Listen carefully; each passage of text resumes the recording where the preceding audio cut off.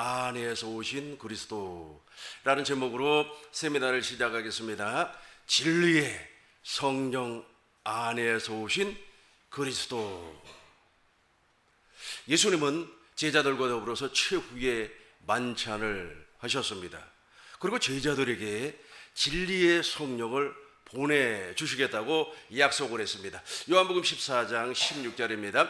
내가 아버지께 구하겠으니 그가 또 다른 보혜사를 너희에게 주사 영원토록 너희와 함께 있게 하시리니. 17절 우리 같이 큰 목소리로 읽겠습니다. 저는 진리의 영이라 세상은 능히 저를 받지 못하나니 이는 저를 보지도 못하고 알지도 못함이라. 그러나 너희는 저를 아나니 저는 너희와 함께 거하시며 또 너희 속에 계시겠습니다. 또 너희 속에 계시겠습니다. 18절입니다. 내가 너희를 고아와 같이 버려두지 아니하고 너희에게로 오리라. 19절입니다.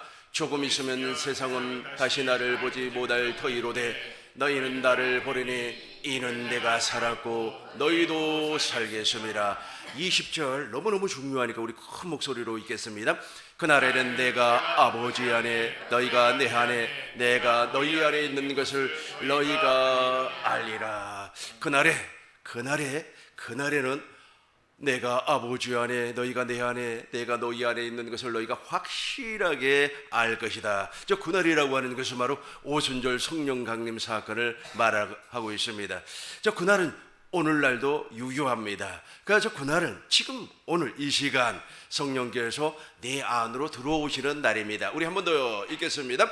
그날에는 내가 아버지 안에 너희가 내 안에 내가 너희 안에 있는 것을 너희가 알리라. 아멘. 예수님께서 십자가에서 죽으신 목적이 있습니다. 예수님께서 십자가에서 죽으신 목적은 하나님 아버지의 뜻을 이루어 주기 위하여서. 히브리서 10장 9절을 보겠습니다. 히브리서 10장 9절입니다. 그 후에 말씀하시기를 보옵소서 내가 예수님께서 하나님의 뜻을 행하러 왔습니다 하셨으니 그 첫 것을 폐하시는 것은 둘째 것을 세우려 하심이라. 예수님께서는 십자가에서 첫 것을 폐해버렸어요. 이 첫 것이라고 하는 것은 모세의 율법을 말씀을 하고 있습니다. 율법의 행위로 살려고 하는 그 행위를 폐해버렸다는 거예요. 그리고 아브라함과 이삭과 야곱과 맺었던 새 언약 둘째 것을 세우기 위해서 십자가에서 죽으셨다는 겁니다. 예수님이 십자가에서 죽으신 목적 또 한 가지는 부활하기 위하여서. 예수님이 무엇 때문에 부활했습니까? 하나님의 모든 약속을 내 안에서 이루어주기 위하여서 40일 동안 하나님 나라의 일을 말씀하셨습니다. 승천하였습니다. 하나님 보좌 우편에 앉으시고 당신의 피를 통하여서 영원한 속죄를 이루어 주셨습니다. 히브리서 9장 11절입니다. 히브리서 9장 11절 보시겠습니다. 그리스도께서 장래의 추운 일의 대제사장으로 사 손으로 지지 아니한 곧 이 창조에 속하지 아니한 더 크고 온전한 장막으로 말미암아. 12절 우리 큰 목소리로 읽겠습니다. 염소와 송아지 피로 아니하고 오직 자기 피로 영원한 속죄를 이루사 단번에 성소에 들어가셨느니라. 영원한 속죄를 이루어주기 위해서 승천하셨습니다. 오순절 성령 강림 사건을 통하여서 예수님께서 이 땅에 다시금 오셨는데 예수님은 제자들에게 약속을 했어요. 내가 아버지께 구해서 진리의 성령 보혜사를 너희에게 보내주시겠다. 그리고 십자가를 지시고 그 십자가에서 다 이루었다라고 말씀을 했어요. 이 다 이루었다고 하는 것은 아버지의 뜻을 다 완성하셨다는 겁니다. 그리고 부활하심으로 말미암아 하나님의 나라를 제자들에게 알게 하고 승천하시고 하늘 보좌에서 당신의 피를 뿌려서 완전한 속죄를 이루어 주셨습니다. 13절 한번 읽어보겠습니다. 히브리서 9장 13절입니다. 염소와 황소의 우리 같이 큰 목소리로 읽겠습니다. 염소와 황소의 피와 및 암송아지의 피로 부정한 자에게 뿌려 그 육체를 정결케 하여 거룩케 하거든. 14절입니다. 하물며 영원하신 성령으로 말미암아 흠없는 자기를 하나님께 드린 그리스도의 피가, 여기까지 말하겠어요. 하물며 영원하신 성령으로 말미암아, 하물며 영원하신 성령, 하나님께로부터 약속받은 그 성령께서 오순절 성령 강림 때 오셨다는 겁니다. 그 성령이 어떤 분인지 구체적으로 살펴보도록 하겠습니다. 예수님께서는 말씀이 육신이 되어서 이 땅에 오셨어요. 사람으로 오셨어요.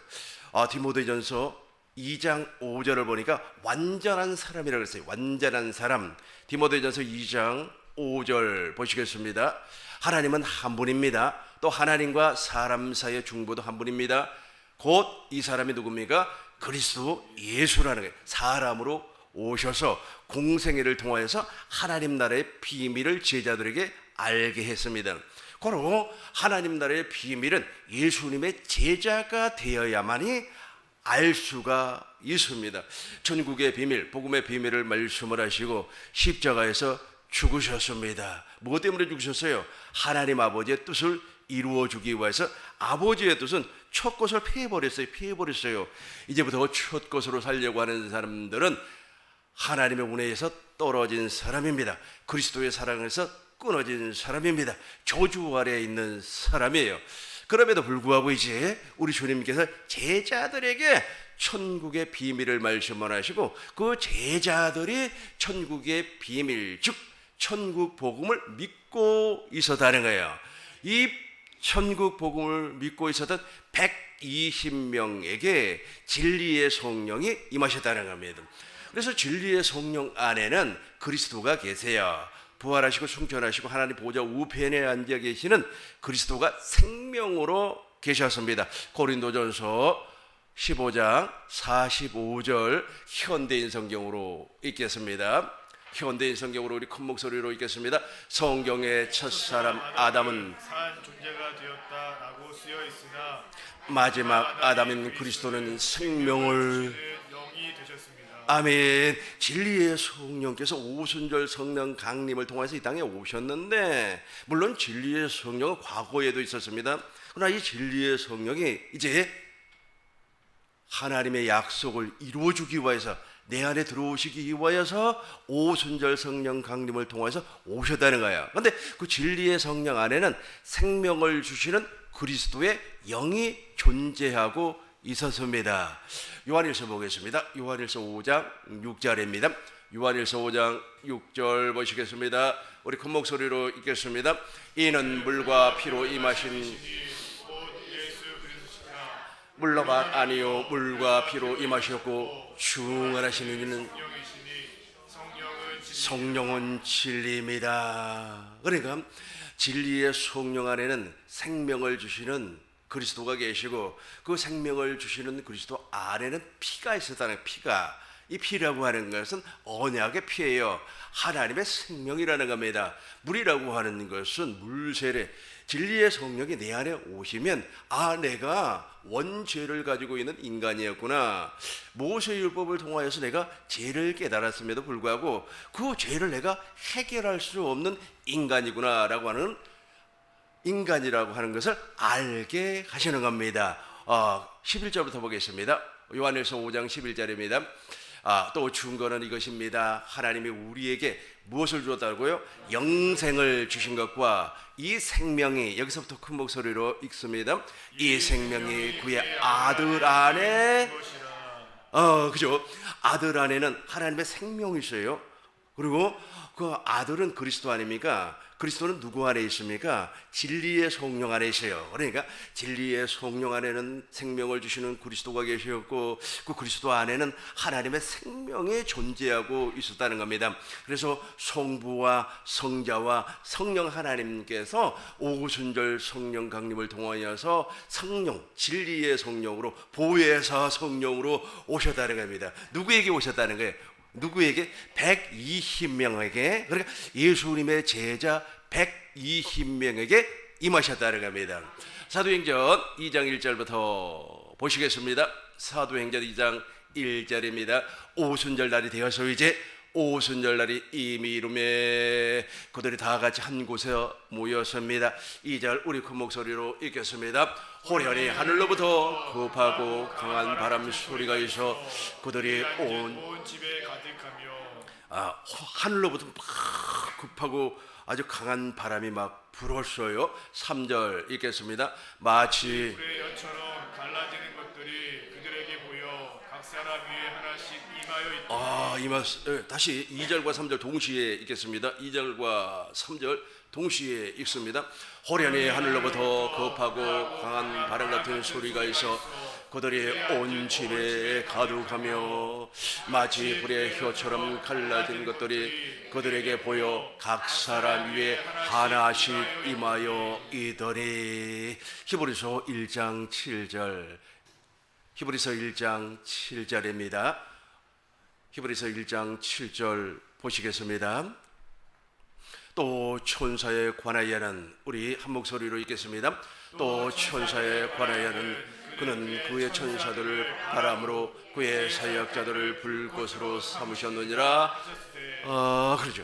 그러니까 오순절 성령 강림 때 진리의 성령이 오셨는데 그 진리의 성령 안에는 생명을 주시는 그리스도가 계시고 그 그리스도 안에는 하나님의 생명이 존재하고 있었어요. 그러니까 성부와 성자와 성령 하나님이 함께 오셨어요. 동시에 오셨어요. 누구에게? 120명 복음을 믿는 자에게 임하셨다는 겁니다.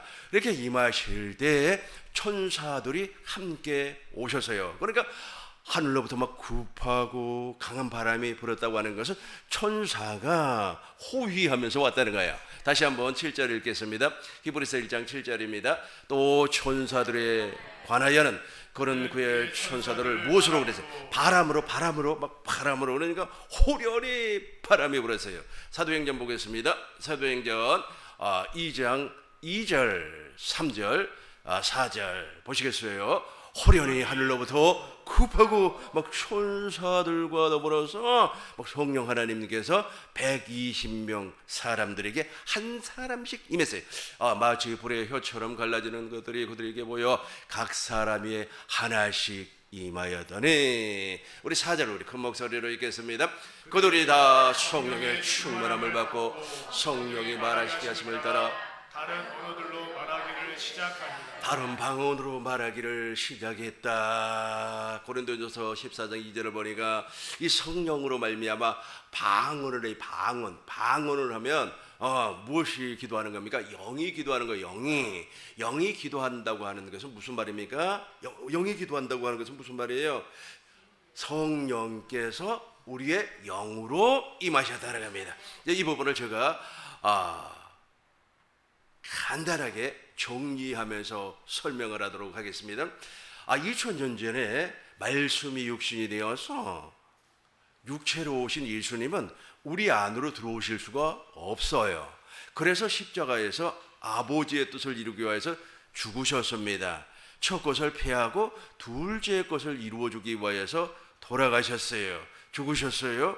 이 죽어버렸다고 하는 것은 하나님의 뜻을 다 이루었다는 겁니다. 예수님께서 십자가에서 피를 흘려주시지 아니하면 하나님의 뜻을 완성시킬 수가 없어요. 왜냐하면 하나님의 뜻은 언약이기 때문에 그렇습니다. 모든 언약은 짐승을 잡아서 반으로 쪼개는 겁니다. 피를 흘려야 돼요. 피 흘림이 없으면 제사함이 없기 때문에. 그러나 짐승의 피로는 우리를 구원할 수가 없어요. 짐승의 피로는 모세의 율법을 완성시켰기 때문에 그 모세의 율법을 통하여서 내가 선악과를 먹은 인간이구나, 내가 내 스스로 변화될 수밖에 없는, 변화가 되지 아니한, 변화가 전혀 되지 아니한 인간이라고 하는 사실을 알게 된다는 겁니다. 십자가를 통해서 알게 된다는 거예요. 그래서 예수님께서 십자가에서 하나님의 뜻을 다 이루어 버렸어요. 그리고 제3일 만에 부활하심으로 말미암아 이제 내 안에 들어올 수 있는 모든 조건을 다 이루셨습니다. 그리고 내 안에 들어오기 위하여서는 이제 하늘 보좌에서 당신의 피를 뿌려요. 과거에는 짐승의 피를 뿌렸지만 이제 당신의 피를 뿌려서 완전한 속죄를 이루어 버렸어요. 그래서 그 피가 지금 어디로 들어와 있습니까? 어디로 들어와 있어요? 성령 안으로 들어와 있어요. 이 피는 생명을 이야기하고 있습니다. 그래서 진리의 성령 안에는 생명을 주시는 그리스도의 영이 계시고 그 그리스도 안에는 하나님의 생명이 계세요. 하나님의 생명이 계신다고 하는 것은 피가 있다는 거예요. 피가 있다. 그 피를 가지고 누구에게 임했습니까? 복음을 믿는 120명에게 임했어요. 임했는데 어디로 임했습니까? 어디로 임했습니까? 성령을 다시 갈라디아서 3장 2절을 보겠습니다. 갈라디아서 3장 2절입니다. 내가 너에게 다만 이것을 알려 하노니 너희가 성령을 받은 것이 율법의 행위냐 혹은 듣고 믿음이냐? 듣고 믿음이냐? 5절 한번 보겠습니다. 5절 보겠어요. 너희에게 성령을 주시고 너희 가운데서 능력을 행하시는 이의 일이 율법의 행위에서냐 듣고 믿음에서냐 그러죠. 그러니까 지금요 성령을 받았다고 하는 사람들이 많이 있어요. 그러나 하나님의 약속을 즉 복음을 믿지 아니하면 성령을 받을 수가 없습니다. 8절 한번 우리 큰 목소리로 읽겠습니다. 또 하나님이 이방을 믿음으로 말미암아 의로 주어가실 것을 성경에 미리 먼저 아브라함에게 복음을 전하되 모든 이방이 너로 말미암아 복을 받으리라 하였느니라. 아멘. 아브라함에게 전파한 복음이 천국 복음이에요. 아브라함에게 전파한 복음이 하나님의 약속입니다. 그 하나님의 약속을 믿는 자에게 성령이 임하는 겁니다. 어디로 임하는 겁니까? 영으로 임하는 겁니다. 이 영으로 임했다고 하는 사실을 살펴보기 이전에 우리가 한 가지 짚어보고 넘어가야 할 부분이 있습니다. 대부분의 사람들이 이제 성령 받았다고 그러죠. 왜냐면 성령을 받아서 막 방언을 하고 성령을 받아서 귀신 쫓고 성령 받아서 하나님의 일을 한다고 하고 있습니다. 그럼에도 불구하고 다른 영을 받는 경우들이 많이 있습니다. 고린도후서 보겠습니다. 고린도후서 11장 보겠습니다. 고린도후서 11장 4절을 보겠습니다. 고린도후서 11장 4절 만일 누가 가서 우리 큰 목소리로 읽겠습니다. 만일 누가 가서 우리가 전파하지 아니한 다른 예수를 전파하거나 혹은 너희가 받지 아니한 다른 영을 받게 하거나 혹은 너희가 받지 아니한 다른 복음을 받게 할 때에는 너희가 잘 용납하는구나. 그렇죠. 다른 것을 받아버리는 사람들이 있어요. 그런데 이 다른 것을 받은 사람들은요, 아주 율법의 행위자들이에요. 율법의 행위자들도 구원을 알고 있습니다. 이렇게 받으면 구원이 이루어진다. 그러니까 내가 말이야 영적 할례가 이루어져서 그리스도와 이렇게 한 몸이 된다고 하는 사실은 알고 있어요. 그러나 방법에서 달라요. 오직 우리는 하나님의 약속을 믿음으로 말미암아 우리는 죄와 싸워서 이길 수가 없어요. 그래서 하나님의 약속을 믿는 겁니다. 그 십자가에서 피를 흘려가지고 첫 것을 패하고 두 번째 것을 이루신 하나님의 약속을 믿는 거예요. 그러나 율법의 행위자들은 그렇게 이야기하지 아니하고 물론 그 사실을 알고 있어요. 우리가 구원받기 위해서는 어떻게 해야 된다라고 하는 사실을 알고 있는데 방법에서는 무엇이라고 얘기해버리냐면 싸우라는 거예요. 죄와 싸워서 피 흘리기까지. 히브리서 12장 4절 보겠습니다. 히브리서 12장 4절 우리 공동번역으로 한번 읽어보겠습니다. 먼저 우리 성경으로 한번 먼저 봐요. 너희가 죄와 싸우되 같이 하겠습니다. 내가 죄와 싸우되 아직 피 흘리기까지 대항하지 아니하고. 저 개역 개정이에요. 이제 공동번역으로 한 번 더 읽어보겠습니다. 여러분은 죄와 맞서 싸우면서도 아직까지 피를 흘릴 일은 없습니다. 다시 한 번 더 읽겠습니다. 여러분은 죄와 맞서 싸우면서도 아직까지 피를 흘린 일은 없습니다. 피를 흘린 적이 없어요. 저와 여러분들은 피를 흘릴 수가 없습니다. 죄와 싸워서 사망 권세를 깨뜨려버리고 마귀의 모든 권세를 박살내버린 예수님만 피를 흘리죠. 주셨습니다. 그런데 내가 피를 흘려서 죄와 싸워버린다면 예를 들어서 예수님께서 십자가에서 피를 흘렸다고 하는 그 사실이 어떻게 돼버리는 거예요? 무용지물이 돼버리는 거예요. 주님과 하등의 관계가 없게 돼버리는 겁니다. 그래서 저와 여러분들은 이제 죄와 싸우되 피 흘리기까지 싸우는 것이 아니라 예수님이 흘렸던 예수님께서 가지고 오신 피, 지금 내 안에 계셔요. 그분이 내 안에 계십니다. 내 안에 계신 그리스도, 그 그리스도 안에 피가 있다고 그랬어요. 그 생명이 있다고 그랬어요. 그걸 보면 되는 거예요. 그러니까 죄와 싸우되 피 흘리기까지 싸우려고 하지 말고 피 흘리신 주님을 보라는 거예요. 피 흘리신 주님을 보라는 겁니다. 그런데 율법의 행위자들은 반대예요. 너가 말이야 죄와 싸우기 위해서 어떻게 해라. 내가 말이야 오늘 죄를 지었냐 아니면 무엇을 했느냐 실수를 했으면은 하나님 앞에 기도를 해라, 금식을 해라, 봉사를 해라, 충성을 해라 라고 하면서 무엇을 요구하는 겁니까? 행위를 요구하는 거예요. 그 행위를 통해서 아무리 노래 간다고 할지라도 죄가 사라져요? 죄 사함을 받을 수가 없어요. 죄가 사라지지 아니하는 겁니다.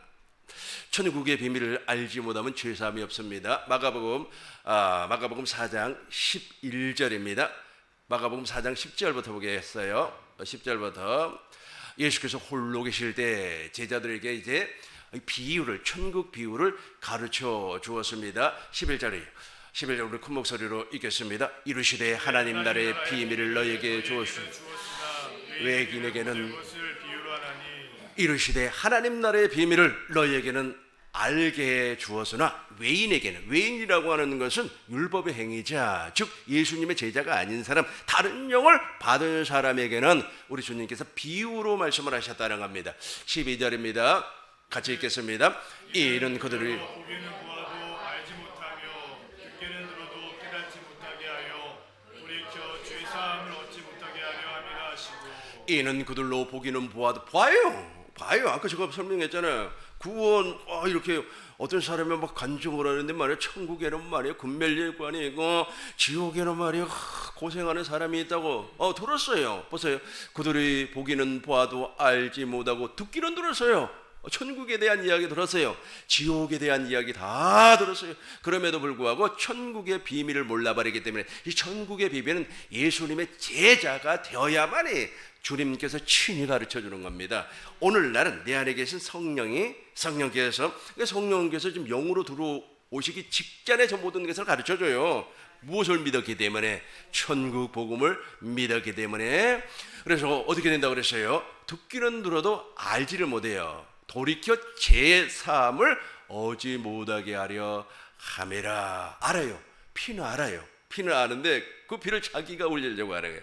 자기가 싸워서 막 죽기까지 막 피를 흘려서 자기가 싸워서 이기려고 하는 거예요. 그러니까 아주 그냥 고생은 고생들이에요. 참 그런 사람들 보면 너무너무 불쌍합니다. 고생을 얼마나 많이 하는지 말고 금식하고 말이야 늘 하나님 앞에 말이야 착하게 살기 위해서 노력하고 그러다 보니까 머리가 하얗게, 그래도 머리가 거의 빠지고 또 하나님 앞에 잘 보이기 위해서 막 충성을 하고 뛰어다니고 아니 말이야 동남아로 뛰어다니고 유럽으로 뛰어다니고 아메리카로 막 뛰어다니고 뭐 정신이 하나도 없어요. 막 스케줄이 빡빡해요.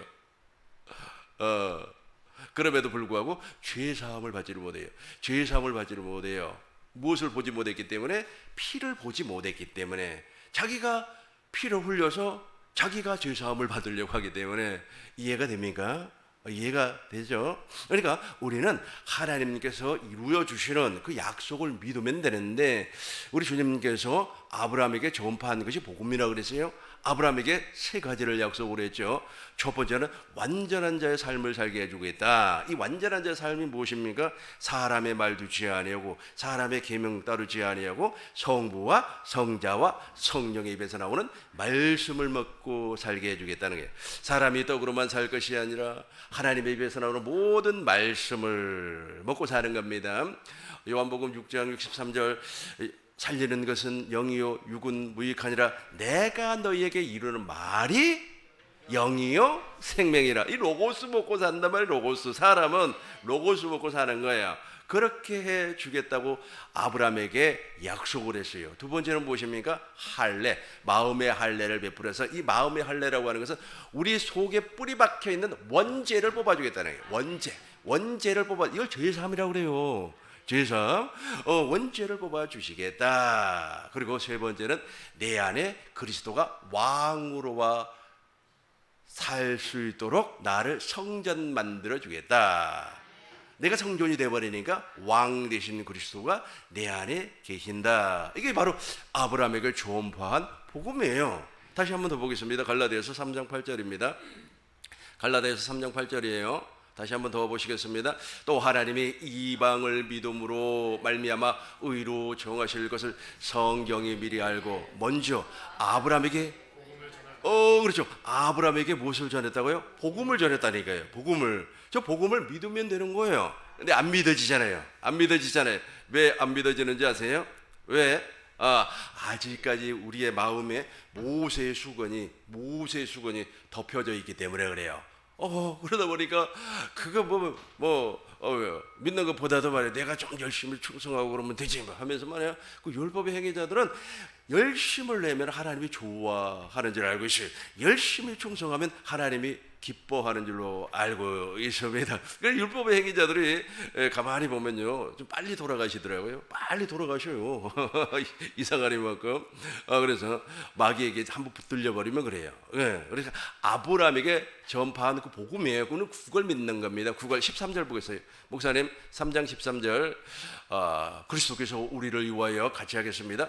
그리스도께서 우리를 위하여 저주 율법의 저주에서 우리를 속량하셨으니 기록된 바 나무에 달린 자마다 저주 아래 있는 자라 하였습니다. 그렇죠. 그러니까 예수님께서 그리스도께서 내 안에 들어오심으로 말미암아 저 원죄가 뽑혀 나가 버린다니까. 원죄가 뽑혀 나가니까 저주 아래서 해방받을 수가 있다는 겁니다. 15절 보겠습니다. 15절. 형제들아 같이 하겠습니다. 형제들아 내가 사람의 예대로 말하노니 사람의 언약이라도 정한 후에는 아무도 폐하거나 더하거나 하지 못하느니라. 계속해서 16절입니다. 이 약속들은 아브라함과 그 자손에게 말씀하신 것인데 여럿을 가리켜 그 자손이라 하지 아니하시고 오직 한 사람을 가리켜 내 자손이라 하셨으니 곧 그리스도라. 아멘. 저분이 이제 우리 안에 들어오시는 거예요. 저분이 이제 우리 안에 들어오시는 순서를 제가 이야기식으로 재미있게 설명하도록 하겠습니다. 저분이 언제 오십니까? 이미 오셨어요. 오늘도 우리 안에 지금 계십니다. 어떤 사람이 있었습니다. 이 사람이 처음에는 율법주의자였어요. 율법을 통하여서 의롭고 거룩하고 선하게 살려고 노력을 했습니다. 하나님을 기쁘게 하기 위해서 아주 동서남북을 뛰어다니면서 일을 했습니다. 심지어는 애국에 나가서 막 선교도 하고 땀을 뻘뻘 흘리면서 하나님의 영광을 위해서 살았어요. 그런데 아무리 그렇게 산다고 할지라도 마음에 기쁨이 없어요. 마치 앤드류 머레이와 같은 사람, 앤드류 머레이라고 하는 사람이 있습니다. 이분이 말이야 목회를 15년째 하는데 그렇게 목회를 잘함에도 불구하고 마음에 기쁨이 없는 겁니다. 그리고도 아주 마음의 평정도 없고 사람이 용서가 안 되는 거예요. 그래서 하루는 어떤 사람이 이제 편지를 보내서 그 편지를 읽어보니까 목사님 메시지는 너무너무 좋은데 목사님 제발 성경에 있는 언약을 좀 말씀해 주세요. 이 편지를 받고 나서 이 머리의 목사님이 이제 성경을 쭉 읽어보니까 세상에 하나님의 언약이 성경에 뼈대를 이루고 있네요. 그래서 그분이 쓴 책이 무엇이냐면 하나님과 인간 사이를 묶는 언약의 띠라는 책을 썼어요. 여러분 다 읽어보셨으리라 믿습니다.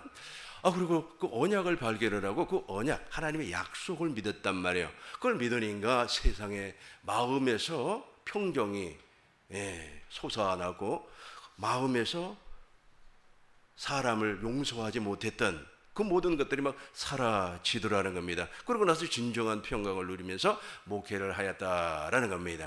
그랬던 것처럼 사람들, 제가 어떤 사람이라고 그랬어요? 그 어떤 사람들 말이에요, 그렇게 막 하다가 어느 한순간에 이건 아닌 것 같은데 왜 이렇게 계속해서 율법의 행위로 이렇게 막 노력하려고 하는데 그 정점에 가면은 무너져버리고 왜 또 무너져버리고 이렇게 생각을 했어요. 사람들이 그렇게 생각을 하다 보면은 한순간에 있잖아요, 포기를 해버립니다. 포기를 해버리는 경우들이 있어요. 끝까지 밀어붙이는 사람도 있고 자기 생각이 옳다고 끝까지 밀어붙이는 사람도 있고 포기하는 사람들도 있어요. 포기를 해버렸어요. 포기를 해버리니까 오히려 마음이 편해요. 신앙생활이 너무 재미있고 편해요. 이제 그 사람이 누구를 만났느냐 하면 진짜 복음을 전파하는 사람, 천국 복음을 전파하는 사람을 만났어요. 이 천국 복음을 전파하는 사람을 만나고 이제 그분을 통하여서 천국 복음의 이론을 공부를 했어요. 이 천국 복음은 오실 메시아가 있구나. 그 오실 메시아는 원시 언약과 아브라함의 언약과 이삭과 언약과 야곱, 이스라엘과 맺었던 그 언약 언약이구나. 이 언약을 통해서 하나님께서 생명을 약속을 했고 예수의 이름을 약속을 했구나. 이것이 바로 새 언약이구나 라고 하는 것을 알게 됐어요. 그리고 오신 메시아가 누구인지를 또 알게 됐어요. 그러니까 오신 메시아는 자기 백성을 구원하기 위해서 2000년 전에 완전한 사람, 죄가 없으신 완전한 사람이 오셨는데 그분이 바로 복음이구나 라고 하는 것을 알게 됐어요. 마가복음 1장 1절 보니까 하나님의 아들 예수 그리스도의 복음의 시작이라 그랬으니까 복음이 예수님이네 라고 하는 것을 알게 됐어요. 알게 됐으면 이제 누구의 제자가 되는 겁니까? 예수님의 제자가 되는 거예요. 우리 사람의 제자가 되는 것이 아닙니다. 이제 예수님의 제자가 되니까 천국의 비밀을 알게 됐어요. 천국의 비밀은 크게 세 가지고 줄이면 두 가지가 됩니다. 첫 번째는 예수님 자신이 천국의 비밀이에요.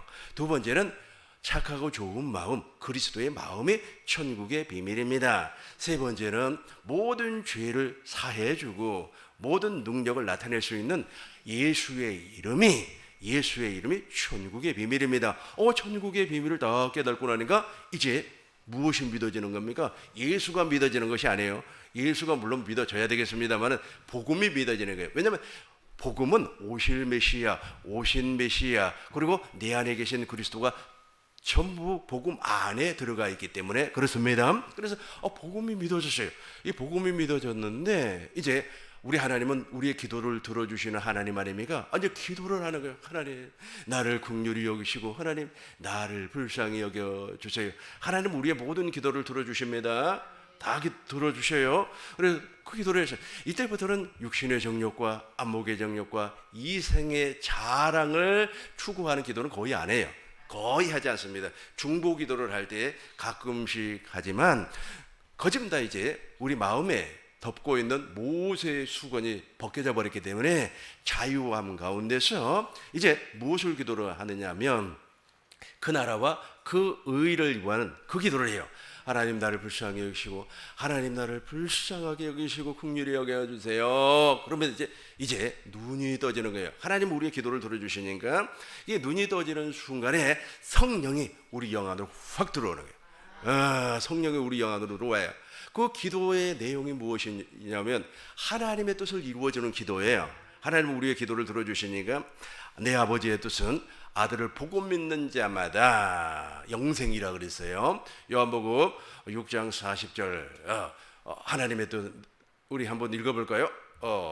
요한복음 6장 40절입니다. 내 아버지의 뜻은 아들을 보고 믿는 자마다 영생을 얻는 이것이니 마지막 날 내가 이게 살린다고 하는 것이 지금 거듭나는 거예요. 우리 영 속에 뿌리 박혀 있는 원죄가 빠져나간다는 거예요. 누가 지금 들어오시니까 진리의 성령이 내 안에 들어오시니까 진리의 성령이 영으로 임재하는 겁니다. 우리의 영 안으로 들어와요. 우리의 영도 영이고 진리의 성령도 영이기 때문에 이 물리적으로 보이지가 않습니다. 시각적으로 보이지 않아요. 그러나 존재하고 있어요. 존재하고 있는 겁니다. 이제 저분이 막 들어와요. 이제 저분이 들어오기 직전에 우리는 십자가에 달신 주님을 보게 되어 있습니다. 요한복음 3장 14절입니다. 모세가 광야에서 뱀을 든 것처럼 예수님께서 십자가에 들린단 말이에요. 14절입니다. 요한복음 모세가 광야에서 뱀을 든 것 같이 인자도 십자가에 들리리라. 그래서 십자가에 달신 예수님을 보게 돼요. 이건 내가 보는 것이 아니라 성령을 통해서 영이 보는 거예요. 영이. 그럼에도 불구하고 무엇이 나타나는 겁니까? 실상이 나타나요. 실상. 믿음은 히브리서 11장 1절 보겠습니다. 믿음은 바라는 것들의 실상이요 보지 않는 것들의 증거. 믿음은 같이 하겠어요? 믿음은 바라는 것들의 실상이요 보지 못하는 것들의 증거니. 저 증거가 나타난다니까요. 계속해서 2절 보겠습니다. 선진들이 이로써 증거를 얻었느니라. 6절 보겠습니다. 6절 믿음이 없이는 하나님을 기쁘시게 하지 못하나니 하나님께 나아가는 자는 반드시 그가 계시는 것과 또한 저 기도가 저 믿음의 기도가 나온다 이게요. 믿음의 기도가 나온다. 여러분 믿음의 기도가 얼마나 부드러운지 몰라요. 인간의 노력으로 하는 것이 아닙니다. 막 그냥 목소리를 높여가면서 쫙 해가지고 하는 것이 믿음의 기도가 아니에요. 십자가에 달린 주님을 이렇게 보게 되면 자동적으로 이제 믿음의 기도가 나와요. 자 이제 요한복음 3장 14절 보겠어요. 모세가 광야에서 뱀을 든 것처럼 인자도 들려 십자가에 들린단 말이에요. 십자가에 들리면 이제 믿음의 기도가 나오는 거예요. 그 믿음의 기도를 통하여서 십자가에 대신 주님을 보게 돼요. 확실히 주님이 보이는 겁니다. 주님이 보일 때 이제 아버지의 마음이 보여요. 아버지의 마음이 어떻게 보일까요? 15절 보겠습니다. 15절. 이는 그로 같이 읽겠습니다. 이는 그를 믿는 자마다 영생을 나에게 생명을 주시는 아버지의 마음이 보여요. 그러면서 이제 16절이 되는 거예요. 16절이 하나님이 이 세상을 사랑했다고 하는 것은 이 물질 세계를 사랑했다는 말이 아닙니다. 이 물질 세계는 이미 아담과 마귀가 아담과 여자가 타락해서 마귀로 말미암아 변질이 되어 버렸어요. 그래서 세상이나 세상에 있는 것들을 살아가지 말라. 세상에 있는 모든 것이 육신의 정욕과 안목의 정욕과 이생의 자랑이라. 이 세상의 모든 것은 아버지께로부터 온 것이 아니에요. 그러니까 이 세상을 사랑하겠다는 것은 이 물질을 사랑했다는 말이 아니고 이 세상에 있는 나를 사랑했다는 거예요. 나를 사랑했다라고 하는, 나를 사랑했다고 하는 것이 아버지 마음 안에서 보여요. 아버지 마음 안에서 보인단 말이에요. 그걸 보는 순간에 하나님의 사랑이 내 마음에 부어져서 원죄가 뽑혀나가는 거예요. 원죄가, 내가 그리스도와 함께 십자가에 못 박혀 죽었나니 이제는 내가 사는 것이 아니라 내 안에 그리스도께서 내 안에 살려면 원죄가 있는 상태에서는 살 수가 없어요. 왜 그렇습니까? 하나님 생명, 즉 그리스도는 마귀와 함께 살 수 없어요. 마귀가 물러나야 돼요. 세상 임금 마귀를 쫓아내야만이 내 안에 그리스도가 사실 수가 있습니다. 우리 같이 한 번 더 읽겠습니다. 하나님이 세상을 이처럼 사랑하사 독생자를 주셨으니 이는 그를 믿는 자마다 멸망하지 않고 영생을 얻게 하려 하심이라. 우리는 원래 멸망의 자식이었어요. 본질상 진노의 자식이었습니다. 흑암에 앉아있는 방향을 잃은 그런 인간이었어요. 그러나 멸망하지 아니하고 영원한 생명을 주기 위하여서 이제 아버지 마음 안에 있는 로고스가 들어오는 거예요. 들어오는 겁니다. 그렇게 해가지고 이제 무엇을 없애버린다고요? 원죄를 제거를 하고, 그리고 내 안에 그리스도가 들어오셔가지고 아브라함과 갖고 맺었던 언약 3가지죠. 그리스도를 주겠다. 원래는 아브라함과 맺었던 언약이 5가지입니다. 첫 번째는 가나안 땅을 주겠다. 내가 하나님 나라가 된다는 뜻입니다. 두 번째는 상속자를 주겠다. 상속자가 누굽니까? 이삭 아닙니까? 내 안에서 영원한 언약이 이루어지는 겁니다. 그리고 또 완전한 자의 삶을 살게 해주겠다. 이 완전한 자의 삶을 이제 살게 될 때는 사람의 계명과 사람의 말을 듣고 교훈을 두고 사는 것이 아니라 성부와 성자와 성령의 입에서 나오는 말씀을 먹고 사는 사람이 돼요 이제. 그리고 이제 마음의 할례가 이루어져요. 원죄가 뽑혀나가 버렸기 때문에. 그리고 이제 내 안에 그리스도가 왕으로 계시는 겁니다. 그러니까 하나님의 모든 약속이 이제 어디에서 이루어지냐 하면 내 안에서 이루어지는 거예요. 내 밖에서 이루어지는 것이 아닙니다. 고린도후서 13장 3절 보겠습니다. 고린도후서 13장 3절. 이는 그리스도께서, 목사님 한번 읽어주세요. 이는 그리스도께서 내 안에서 말씀하시는 증거를 자 보세요. 이는 그러니까 사도 바울 선생님이 내 안에 계신 그리스도를 전파를 했어요. 고린도 교회 성도들에게 내 안에 계신 그리스도를 전파를 했어요. 그러니까 이 친구들이 말이야, 그게 어디에 있냐, 당신 안에 무슨 그리스도가 있느냐라고 반박을 해요. 그러니까 바울 선생님께서 이렇게 말씀을 합니다. 우리 3절 우리 같이 읽겠습니다. 이는 그리스도께서 내 안에서 말씀하시는 증거를 너희가 구함이니 그가 너희에 대하여 약하지 않고 도리어 너희 안에서 강하시니라. 내 안에 분명히 있다는 거예요. 너 그래요? 그래, 확실하게 내 안에 있다고 하는 사실을 보여주겠다. 4절 보겠습니다. 그리스도께서 약하심으로 십자가에서 오직 하나님의 능력으로 살아계시니 우리도 그 안에서 약하나 너희에 대하여 하나님의 능력으로 그와 함께 살리라. 지금까지 내가 설명했던 내용입니다. 이 내용이 계속해서 우리 5절 보겠습니다. 너희가 여기서 이게 너무 중요합니다. 지금 저 상태가 되지 아니하면 그 사람은 아직까지 거듭난 사람이 아닙니다. 여전히 율법의 행위 아래 있는 거예요. 지금도 말해 진리를 찾아서 헤매고 다니는 사람입니다. 아주 아프리카로, 아시아로, 유럽으로, 남미로 막 돌아다니면서 하나님 일한다고 땀 뻘뻘 흘리고 말이야. 아주 그냥 몸은 쭉축이 나가지고 아주 그 사람 얼굴 보니까 말이야, 아주 죽음의 그림자가 막 보인단 말이에요. 그렇게 열심을 냈음에도 불구하고 그 안에 그리스도가 없어요. 당신은 있다고 얘기를 하죠. 당신은 왜 내가 지금 예수 얘기하고 내가 하나님 얘기하고 내가 성령 얘기하고 내가 교회 얘기하고 그러지 아니하냐, 또 나라와 민족을 위해서 얼마나 기도를 하느냐, 뭐 어쩌고 저쩌고, 그럼에도 불구하고 지금 당신 안에 그것이 없다니까요. 그걸 한번 지금 내가 말했던 것을 상기하면서 우리 한번 읽어보겠습니다. 너희가 믿음 안에 있는가? 너희 자신을 시험하고 너희 자신을 확증하라. 예수 그리스도께서 너희 안에 계신 줄을 너희 스스로 알지 못하느냐?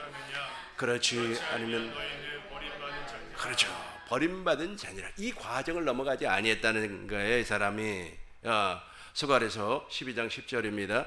하나님께서 그 사람에게 통회하는 심령을 부어주지 아니했다는 겁니다. 십자가에서 달리신 주님을 보면 통회하는 심령이 막 부어져 버려요. 한번 읽어보겠어요.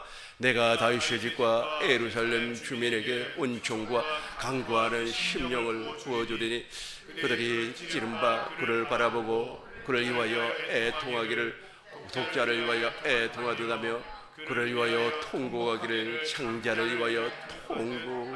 그렇죠. 여러분, 독자, 여러분 혹시 있지 않습니까? 여러분 자식 가운데 독자 한 사람밖에 없어요. 독자라고 그러지 않습니까? 뭐 딸 자식도 있고 뭐 아들 자식도 많이 있으면 좀 덜 하겠습니다만 하나밖에 없어요. 근데 그 녀석이 어찌어찌해서 죽어버렸어요. 죽어버리면 그 부모의 통곡, 그 통해가 어떻게 되겠어요? 엄청나죠, 엄청납니다. 아주 우리 선배 분 가운데서 아주 교만하고 좀 약간 거만하고, 그리고 말이야, 그 전에는 있지 않습니까? 관용차를 타고 다니면은 뭐 경찰이 막 신호 위반을 하고 그래도 봐주고 그랬어요. 과거에 한 30년 전에 그분을 모시고 있었는데, 그분이 아주 그 거만하고 그래요. 그래서 참 제가 그분 모시면서 많이 힘들었습니다. 부교육자로 있을 때. 그런데 아들이 죽어버렸어요. 원래가 딸 둘, 아들 하나가 있었는데 아들이 죽어버렸어요. 어떻게 죽었는지는 자세하게 설명을 안 하더라고요.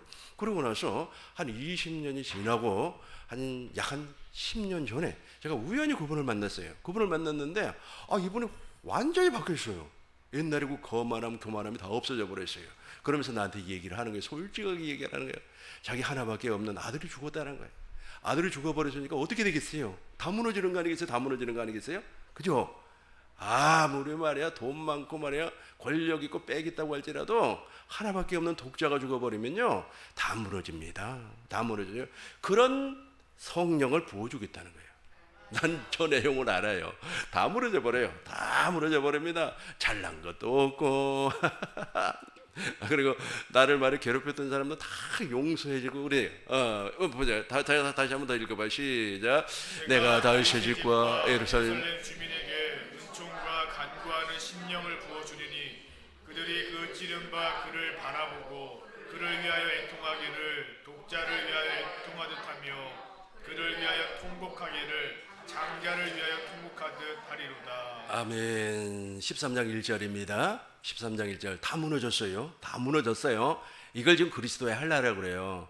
저걸 그리스도의 할례라고 합니다. 마음의 할례, 원죄가 빠져나갔다. 내가 그리스도와 함께 십자가에 못 박혀 죽었나니 이제는 내가 사는 것이 아니라 내 안에 그리스도께서 사신다라고 하는 말씀입니다. 저게 그날이 바로 성령이 우리 안에 오시는 날입니다.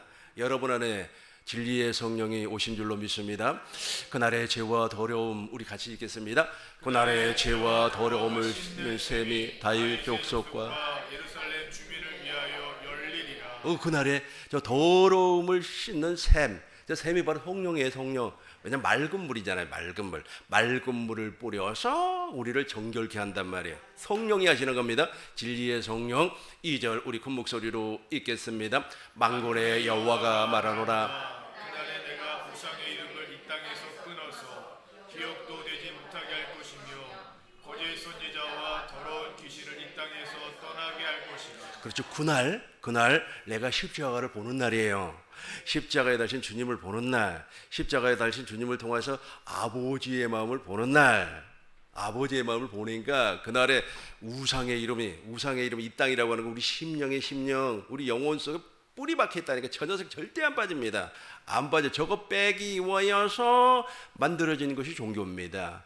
그 종교의 의식을 통하여서 저걸 빼내려고 해요. 성철수님이 아주 저거 빼내기 위하여서 아주 5년 동안 말이야 앉아서만 잠을 자고 15년 동안 옷을 빨아입지도 아니하고 걸레와 같은 옷을 그대로 입고 살았어요. 그럼에도 불구하고 마지막 돌아가시면서 산은 산이요 물은 물이로다. 인간으로서는 저 속에 뿌리 박혀 있는 죄를 못 빼낸다는 거야. 못 빼낸다는 거야. 오직 복음을 믿음으로 말미암아 성령이 오셔야 된다니까요. 성령이. 그래서 너희 안에 하나님의 성령이 계시는지 그리스도가 계시는지 너희 스스로 점검해봐라. 테스트해봐라. 네 안에 그리스도가 계시지 아니하면 너는 버림받은 자라니까요. 주님과 하등의 관계가 없는 사람이에요. 그래서 왔어요. 성령이 오셨습니다. 오니까 맨 밑에만 봐요. 더러운 귀신이 집을 지고 살았어요. 왜 귀신을 더럽다 그러죠? 왜냐하면 귀신은 더러운 일만 해요. 깨끗한 일을 하질 않아요. 그래서 귀신 들린 사람들이 대부분 보면 이 생각이 더러워요. 그리고 마음이 더러워요. 심지어는 육체도 더러운 사람들이 많이 있어요. 그 녀석이 그걸 집을 짓고 살았다니까. 우리 영 속에 들어와가지고 살고 있었어요. 그걸 드러내버렸다니까. 그걸 빼내버렸어요. 빼내버리고 나니까 이제 그리스도께서 내 안에 오셔가지고 하나님의 모든 약속을 이루어 주었어요. 다시 밑에만 읽어봐요. 더러운 귀신을 이 땅에서 완전히 떠나가 버렸어요. 떠나간 줄로 믿습니다. 그리고 나서 이제 아까 고린도후서 13장 5절 다시 한번 읽겠습니다. 이제 내 안에 그리스도가 계세요. 진리가 있단 말이에요. 진리가 고린도후서 13장 5절 같이 하겠습니다. 너희가 믿음 안에 있는가 너희 자신을 시험하고 너희 자신을 확증하라. 예수 그리스도께서 너희 안에 계신 줄을 너희가 스스로 알지 못하느냐. 그렇지 않으면 너희는 버림받은 자니라. 사람한테 들어서 당신 안에 예수 있어. 사람한테 들어서 당신 믿음 있는 사람이야. 그거 말고 실제로 있어야 된다니까. 실제로. 아까 제가 설명했던 그 과정을 통해서 그분이 들어오신다니까. 그래서 예수님을 우리는 보편적으로 무엇이라고 합니까? 좁은 문이라고 그래요. 좁은 문. 영생으로 인도하는 문은 영생으로 인도하는 길은 좁고 협착하나 찾는 이가 많지는 않아요. 그러나 반드시 좁은 문 안으로 들어갈 줄로 믿습니다. 6절 보겠습니다. 6절 보시겠어요? 우리가 같이 하겠어요? 우리가 버림받은 자 되지 아니한 것을 너희가 알기를 내가 바라고. 계속해서 7절입니다. 우리가 하나님께서 너희로 악을 조금도 행하지 않게 하시기를 구하노니 이는 우리가 옳은 자임을 나타내고자 함이 아니라 오직 우리는 버림받은 자 같을지라도 너희는 선을 행하게 하고자 함이라. 계속해서 8절입니다. 8절 우리가 8절이 같이 읽어요. 우리는 진리를 거슬러 아무것도 할 수 없고 오직 진리를 구할 뿐이니. 그렇죠. 버림받지 아니한 사람은 저 진리가 있어요. 우리 안에 진리 5가지 진리. 아까 제가 설명을 했죠. 이제 저 진리의 성령이 이제 내 안에 오셨어요. 내 안에 오셨으면 이제 우리를 진리 안으로 이끌림을 받게 해요. 그래서 성경의 모든 사건을 보게 합니다. 구약에 나타난 하나님은 어떤 하나님이에요? 그렇죠. 말씀하시는 하나님, 약속하시는 하나님이요. 여호와라고 그랬죠. 여호와라고 하는 뜻이 무엇입니까? 말씀하시는 그 모든 말씀을 이루시는 하나님. 신약의 예수님은 어떤 분이에요? 그 말씀을 실제로 이루어 버리시는 하나님. 그래서 구약의 하나님은 오실 메시아가 되는 거고 신약의 하나님은 오신 메시아가 돼요. 그리고 오늘날의 성령님은 무엇입니까? 내 안에 계신 그리스도가 되는 겁니다. 이제 이 부분을 내가 설명을 하겠어요. 내 안에 계신 그리스도가 이제 우리가 하는 모든 일을 주관을 해요. 터치를 한단 말이에요. 터치를 해요. 혹시 있잖아요. 등이 가려우면 여러분들은 어떻게 합니까? 어떻게 긁어요? 나는 효자손으로 이렇게 긁는데 우리 집사람은 등만 가려면 나한테도 와서 등을 들이대요. 긁어달라고. 그런 것처럼 있잖아요. 우리 삶에도 막 등이 가려운 것처럼 그런 일들이 많이 있습니다. 그런 일들이 있으면은 진리의 성령, 내 안에 계신 진리의 성령입니다. 그분은 나를 진리 안으로, 기록된 성경 안으로 이끌림을 받게 해서 성경에 나타난, 성경, 기록된 성경 안에 나타난 사건을 통하여서 나의 일을 해결을 하는 겁니다. 이런 일이 있었어요. 어떤 사람이 용서하지 못한 사람이 있었습니다. 용서가 안 되는 거예요. 용서가 안 되니까 이제 예수님에게 기도를 했어요. 그러니까 예수님께서 우리를 어디를 인도를 했습니까? 진리 안으로 인도를 했습니다. 8장 2절부터 보겠습니다. 요한복음 8장 2절. 현장에서 간음을 해버렸어. 어떤 여자가 이렇게 인도를 한단 말이에요. 인도를. 요한복음 8장 2절. 아침에 성전으로 나갔어요. 3절 보겠습니다. 3절. 서기관들과 바리새인들이, 목사님 읽어주세요. 서기관들과 바리새인들이 음행 중에 잡힌 여자를 끌고 와서 가운데 세우고 4절입니다. 같이 해요. 예수께 말하되 선생이여 이 여자가 가늠하다가 현장에서 잡혀 현장에서 아주 가늠한 여자를 잡아오는 거예요. 지금 있잖아요. 어떤 사람이 나라고 얘기해 봅시다. 여러분이라고 얘기해 봐요. 용서가 안 되는 거예요. 저 사람 되게 미워 죽고 있어요. 아주 정말로 미워요. 정말 안 보고 사는 것이 정말 좋은 것 같아. 뭐 그런 사람이 있다고 가정을 해봐요. 이거 하나님께서 원수를 사랑하라고 그러고 용서하라 그랬잖아요. 그 용서 가운데서 주기도문이 무엇입니까? 우리가 우리의 죄를 용서해 준 것 같이 우리 형제의 죄를 용서해 준다 그랬잖아요. 1만 달란트 채무 받은 사람도 탕감을 받았음에도 불구하고 100데나리온 받은 사람을 용서하지 못했잖아요. 그래서 용서가 안 된다는 거예요. 그러니까 이제 우리 주님께서 내 안에 계신 진리의 성령께서 이걸 보여주는 거예요. 어떻게 그러면 용서할 수가 있는지 보여주는 겁니다. 5절 보겠습니다. 5절. 모세의 율법에 이러한 여자는 돌멩이로 쳐서 죽여라 그렇게 명했는데 선생님은 어떻게 하기를 원합니까? 6절 우리 큰 목소리로 읽겠습니다. 그런데 이렇게 말하는 것은 말할 조건을 얻고자 하여 예수를 시험함이로라. 예수께서 몸을 굽히사 손가락으로 땅에 쓰시니 7절입니다. 그들이 묻기를 마지 아니하는지라. 이에 일어나 이르시되 너희 중에 죄 없는 자가 먼저 돌로 치라 하시고 다시 몸을 굽혀 손가락으로 땅에 쓰시니 계속해서 보겠습니다. 그들이 이 말씀을 듣고 양심의 가책을 느껴 어른으로 시작하여 철문이까지 하나씩 나가고 오직 예수와 그 가운데 서는 여자만 있더라. 여자만 남았더라. 그러니까 주 사건을 보면서 용서하지 못한다고 하는 것은 나에게 무슨 법이 있다는 거예요? 정죄의 법이 있다는 거 아닙니까? 그러니까 그리스도의 할례가 이루어지면 정죄의 법이 없어져야 된다고, 사라져야 된단 말이에요. 원죄가 빠져나가 버렸기 때문에. 그럼에도 불구하고 내가 습관적으로 누구를 고발을 했기 때문에 내 몸이 그걸 기억을 하고 있어요. 그래가지고 아주 저 인간 말이야 아주 보기 싫어 죽겠네라고 하는 생각에 나도 모르는 사이에 나와버리는 겁니다. 그래서 이제 회개해야 되는 거 아니에요. 회개할 때 우리 주님께서 이제 회개하는 방법을 보여주는 겁니다. 이제 예수님이 간음한 여자도 정죄하지 아니했지. 그렇다면 나는 어떻게 해야 되겠나? 나도 정죄의 사슬에서 벗어나야 되겠구나라고 하는 하나님의 긍휼과 은혜를 구하게 되는 삶을 살게 된다는 겁니다. 10절까지 읽어보겠습니다. 10절까지입니다. 예수께서 이제 아무도 없는 것을 보시고 이르시되 여자여 너를 고발하던 그들이 어디 있느냐? 너를 정죄한 자가 없느냐? 11절 보겠습니다. 대답하여 주여 없나이다. 예수께서 이르시되 나도 너를 정죄하지 아니하노니 가서 다시는 죄를 범하지 말라 하시니라. 아멘. 나도 너를 정죄하지 않는다네. 정죄하지 아니하니까 주님이 나를 정죄하지 않는데 내가 원수를 정죄할 이유가 전혀 없잖아요. 전혀 없죠. 왜냐하면 우리는 내 안에 예수의 흔적을 가지고 있기 때문에 그렇습니다. 이제 갈라디아서 6장 15절 살펴보고 정리하고 마치도록 하겠습니다.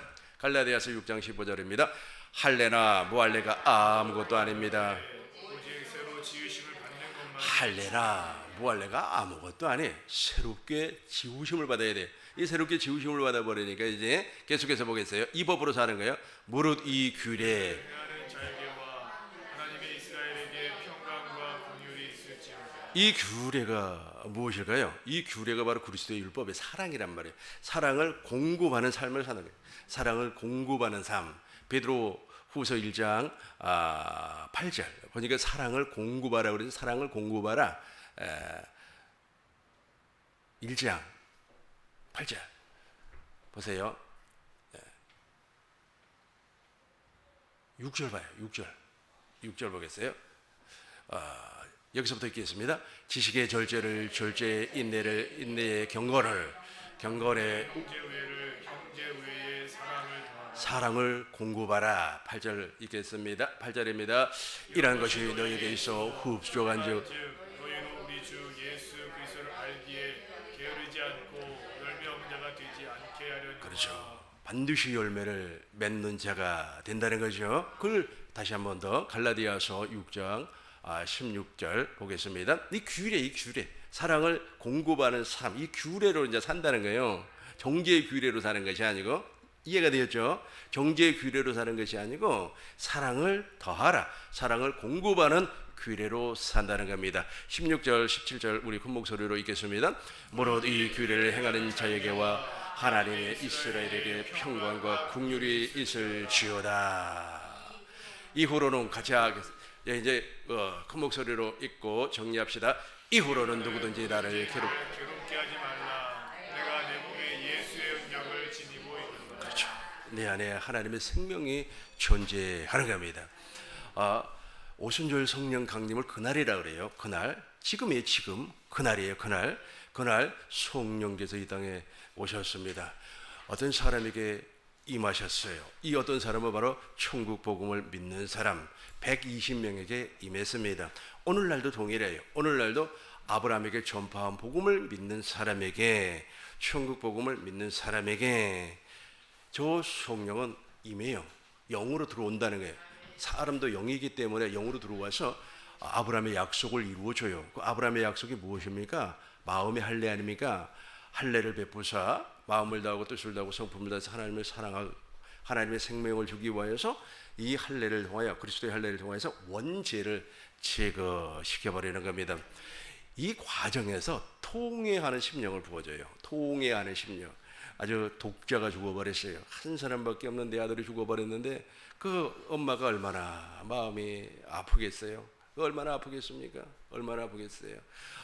그 전에 아주 먼 옛날 우리 시골에 내가 초등학교 1학년 때인가 2학년 때인데 그 마을에 아저씨가 돌아가셨어요. 근데 그 할머니가 관짝을 붙잡고 우는데 와, 참 그 어린 나이에도 진짜 마음이 막 먹먹하더라고요. 아주 막 그 자기 아들을 이름을 부르면서 밥도 안 먹고 우는데 그 엄마가 그래요. 엄마가. 여러분들도 엄마니까, 여러분들도 아버지니까 그런 심령 알 거 아닙니까? 그것이 십자가에 달리신 주님을 볼 때 그게 부어진다니까요. 그게 부어져가지고 막 아주 그냥 정신을 못 차려요. 정신이 하나도 없어요. 그러면서 이 자아가 무너지고, 그리고 원죄가 빠져나가고, 옛사람을 십자가에 못 박아 무덤에 장사를 지내고 이 육신이 제거되는 그것을 느낀다니까요. 이게 실제로 물리적으로 볼 수는 없어도 영적으로 느껴져요. 그러고 나서 나타나는 증거가 있어요. 증거. 그 증거가 무엇입니까? 용서라니까. 용서. 사랑을 공급하는 그런 삶을 살게 되는 겁니다. 그 사랑을 공급할 때 이 성령 하나님께서는 성경에 기록되어 있는 사건을 먼저 보여줘요. 예수님께서 이렇게 했으니까 라고 하면서 그 사건을 보여줘요. 그 사건을 보여주면 마음이 막 뜨거워지고 막 흥분이 되고 그래가지고 아주 막 원수되고 막 척졌던 사람들에게도 막 사랑을 공급을 하는 거예요. 뭐 참 불쌍해요. 불쌍하고 더 참 아무리 설명을 해줘도 그 강팍한 마음이 안 바뀔 것 같아. 전혀 안 바뀔 것 같아요. 그럼에도 불구하고 사랑은 공급이 되는 겁니다. 이게 진짜예요. 저 인간은 아무리 말해 내가 잘해줘도 안 바뀔 것 같아. 그럼 사람들이 안 하잖아요. 그렇지 않아요. 그거와 상관없이, 그거와 전혀 상대의 환경이나 인격이 관계없이, 그 관계없이 사랑이 더해진다니까. 사랑이 공급되는 거예요. 이걸 무엇이라고 한다고요? 이걸 무엇이라고 한다고요? 내 안에 계신 그리스도라 그래요. 그래서 오늘 말씀의 세미나의 제목이 무엇입니까? 성령 안에서 오신 그리스도. 그분이 지금 내 안에 계세요. 내 안에 계신 그리스도. 이분이 복음이에요. 여러분들은 이 복음을 영원히 여건히 믿고 사는 사람들입니다. 여기까지 이해가 되고 깨달아졌으면 하나님께 영광의 박수를 드리겠습니다.